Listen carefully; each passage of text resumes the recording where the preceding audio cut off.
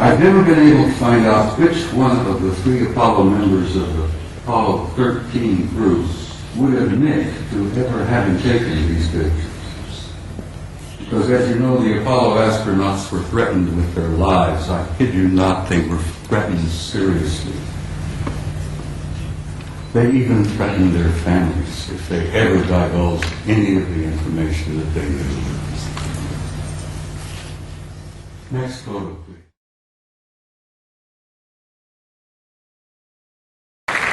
Next photograph, please.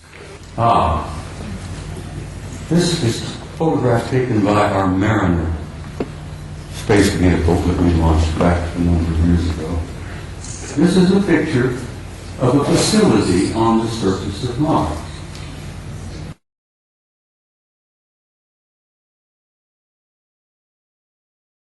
NASA, NASA, which many of us in the United States say stands for never a straight answer,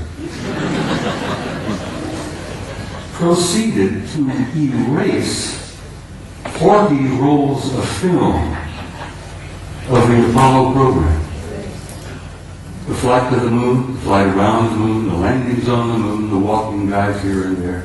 They erased, for Christ's sake, 40 rolls of film of those events.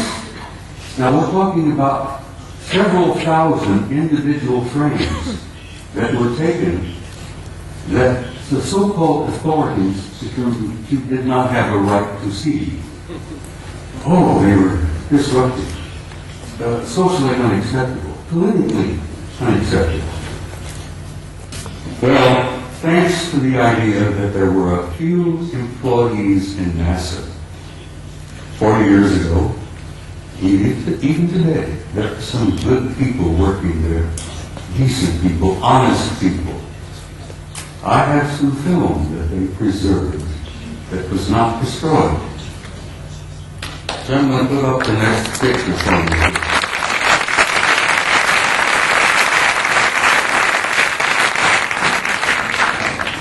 you. This is a NASA photo. This is Apollo 12. Apollo Systems 12, roll number 50, negative number 7348. They were flying over the moon before they landed. They went into orbit around the moon. As many of you, I'm sure, you know the system, you know the procedure. They went into orbit around the moon, and while they were there in orbit around the moon, a number of anomalous artifacts began showing up, showing interest in them. Next picture, please. This picture was taken by Neil Armstrong while they're looking out of the window of their little craft. This object flew by. There's the moon in the background, of course. There's this object that flew by the window of that little craft that they were riding in. Neil took the Hasselblad camera that he had, put it up the window, and snapped this picture. Next picture, please.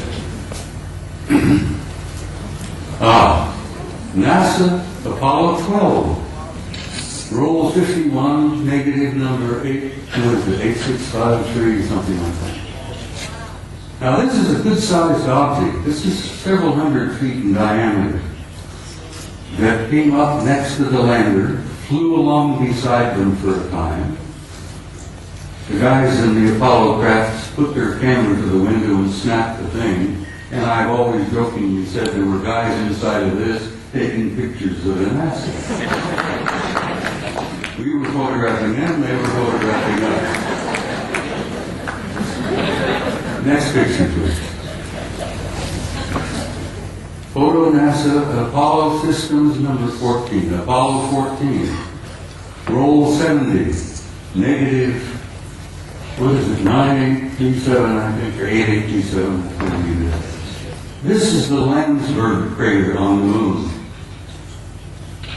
The guys in orbit above the moon were particularly fascinated by Landsberg. They had been given a special assignment to take pictures of Landsberg because the crater, which they designated as Landsberg, had things going on in the crater that were very anomalous. There was construction going on.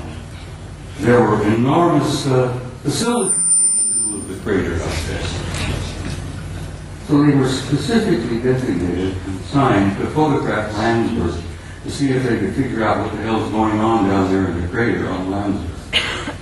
While they were looking at Landsberg, this object happened to express interest in them and flew by. Now this line is an artificial line that was drawn to show you the direction that this object was going. This mid-sized object flying past the Apollo lander. God, I'm so glad that some of these were saved. I still get angry. 40 rolls of film were taken, they erased them. Anyhow, next picture, please. It's the same photo of Landsberg, but with the next negative, 9838 of this object here. Flying by. Next picture. This was taken by Apollo 13. Now, you're all familiar, I'm sure, with Apollo 13. That was the aborted mission that was going to the moon to land, and they had an accident on the way. They couldn't land. They damn well barely got back. While they are on the way to the moon, here's the moon, a number of things began happening. Some strange objects were appearing outside the windows of the spacecraft. And guys, they grabbed their Hasselblad camera and started taking pictures. This photograph shows 3 different objects here. This looks like a circular object with an enlarged dome on top. This is a smaller object and a circular kind of disc-shaped craft. But coming in from the right margin of this particular picture is this.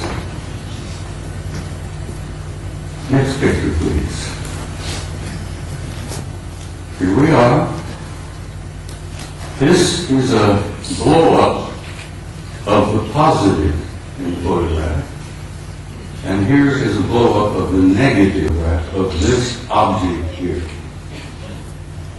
Ladies and gentlemen, this particular object is 5 miles long. Here these NASA guys are up there in this little crank Apollo capsule, and they look out their window and they see something that's 5 miles long. Takes them up. Here this large mother has moved into the middle of the frame, and something else has shown up over here, which has been estimated to be 2 miles long. But this really upset you guys. I've never been able to find out which one of the 3 Apollo members of the Apollo 13 crews would admit to ever having taken these pictures. Because as you know, the Apollo astronauts were threatened with their lives. I kid you not, they were threatened seriously. They even threatened their families if they ever divulged any of the information that they knew. Next photo, please. Up here you see what appears to be 2 circular objects either arriving or departing from that particular big ship. So they clamped the lid down on this, and it's still down, and it's going to stay down, I'm afraid, for some time yet. Until people like yourselves and people like me and the rest of them here on the stage, by pushing and prodding and chipping away at this lie and this secrecy, eventually we will succeed. And don't you doubt that for a minute.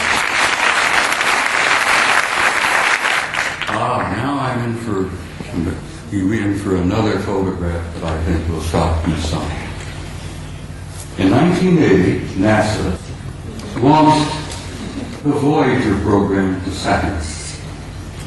They launched this little mechanical spaceship filled with cameras and film and so forth. Wanted to go to Saturn because something had been going on in the rings of Saturn, around the moons of Saturn, that didn't make a lot of sense.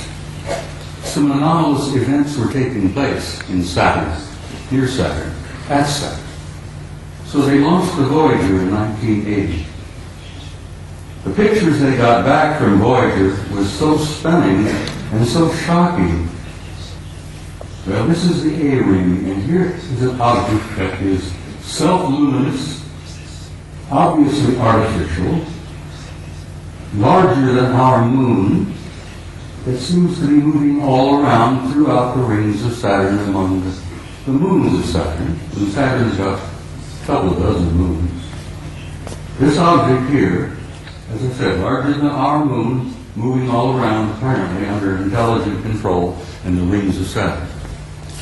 Now, try for a moment, if you can, to imagine a kind of a technology that is capable of constructing something larger than our moon, that's artificial, that moves around wherever it wishes to go, that's probably got several thousand guys inside it.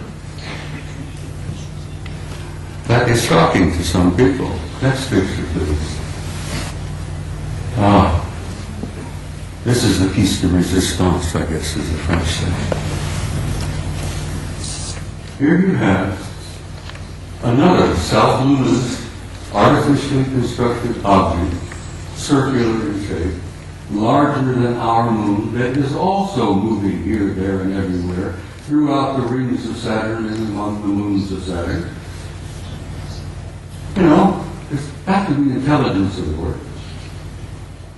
But this is the one that really blew the NASA people on the Voyager program out of the water.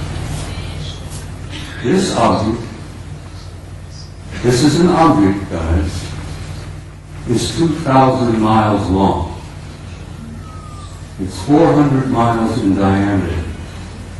And it's an artificially constructed.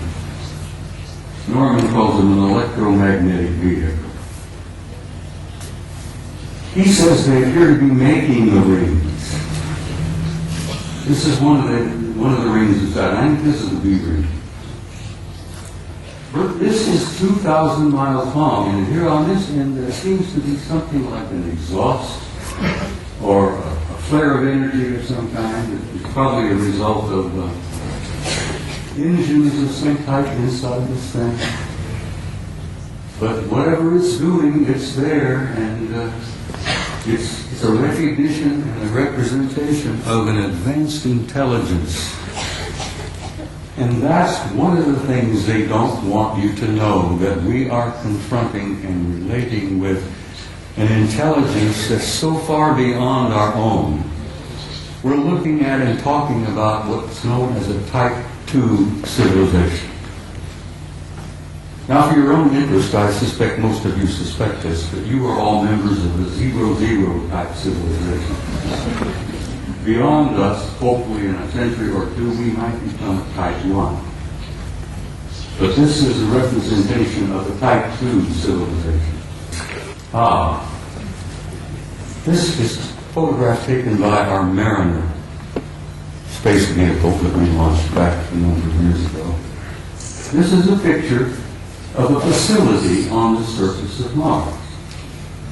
Now, this facility is located on the equator, and it's on the surface.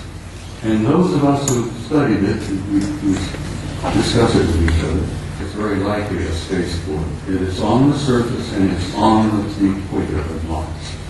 And if you're ever interested in launching a vehicle from a planet, you put it on the equator and you take advantage of the rotation of the planet to assist in the launching of your vehicle.